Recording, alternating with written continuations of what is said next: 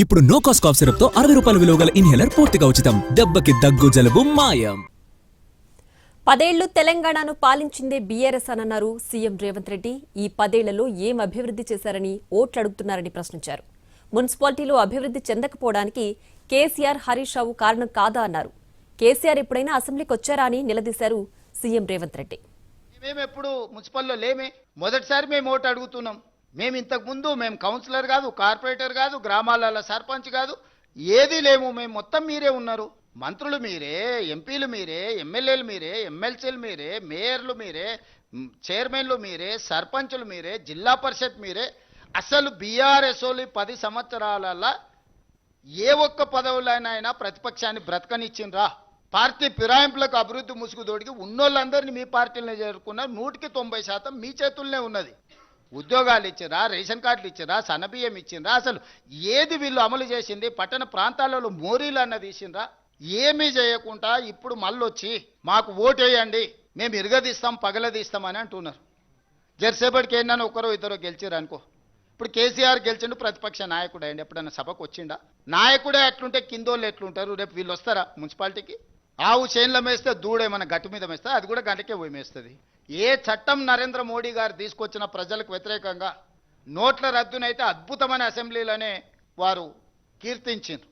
GST చట్టం, రైతు వ్యతిరేక నల్ల చట్టాలు, 3 తలాక్, 370 ఆర్టికల్ రద్దు, ఇట్లా ఏది చూసినా రాజ్యసభలో 100% బీఆర్ఎస్ వాళ్ళు బీజేపీకి, మోడీ గారికి అనుకూలంగా.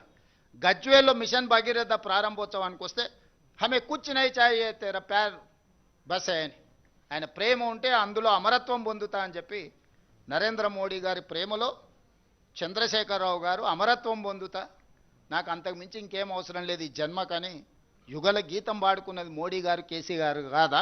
ప్రతిపక్షాలను, జడ్జులను, జర్నలిస్టులను, సినిమా తారల్ని, భార్యాభర్తల్ని ఎవరిని వదిలేలే. వ్యాపారస్తుల ఫోన్లు ట్యాపింగ్ చేసి వాళ్ళని బెదిరించి 100 కోట్ల రూపాయల ఎలక్టోరల్ బాండ్స్, 100 ఎకరాల భూములు రాయించుకున్నారని విచారణల విస్తుపోయే విషయాలు బయటకు వచ్చినాయి. అసలు ఈ చేసిన తప్పిదాలకు పోలీసు అధికారులు నేరగాళ్ళను పట్టుకొచ్చినప్పుడు సిగ్గయ్య నేరగాళ్ళ ముఖానికి నల్ల ముసుగేసుకొని వస్తారు, కండ్లకు మాత్రం ఇట్లా బొక్కలు పెట్టి. రేపు మళ్ళీ బజార్లో పోయినప్పుడు ప్రజలు చీదరిస్తారు, చీకొడతారు అని చెప్పి ముసుగు తోడుకొని వస్తారు.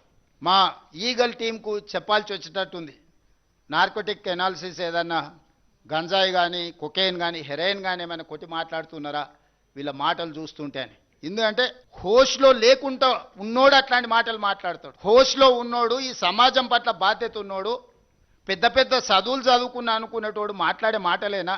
ఏ రూపాయి కూడా ఇసుక వదలే, గాలి వదలే, నీరు వదలే, ఇండ్లు వదలే, ఏది వదలే. 25 లక్షల ఇందిరమ్మ ఇండ్లు తెలంగాణలో పేదలకు ఇచ్చిండ్రు. మరి 2014 నుంచి 2024 వరకు చంద్రశేఖరరావు గారు ఏమి ఇచ్చిండ్రు? సంవత్సరానికి 2 లక్షల ఇండ్లు ఒకవేళ కట్టుంటే కూడా ఎక్కువ కూడా అక్కర్లేదు, 20 లక్షల ఇండ్లు పేదవాళ్ళకు వచ్చి ఉండేటివి. ఎవరికైనా ఇండ్లు ఇచ్చిండా? మేము వచ్చిన ఎంబడే నియోజకవర్గానికి 3500 ఇండ్ల ప్రకారం 4,50,000 ఇందిరమ్మ ఇండ్లు, ప్రతి పేదవాడికి ఇల్లు మంజూరు అయితే 5 లక్షల రూపాయలు నగదు పని అయిన ఎంబడే ఖాతాలో పడేటట్టు. ఎక్కడైనా ఇందిరమ్మ ఇళ్ళలో దళారులు కానీ, చేతివాటం కానీ ఎక్కడైనా కనిపించిందా? ఎక్కడైనా చిన్నదేనన్నా ఉంటే కూడా ఎంబడే వాళ్ళను ఉద్యోగాల నుంచి తొలగించిన చరిత్ర ఉంది.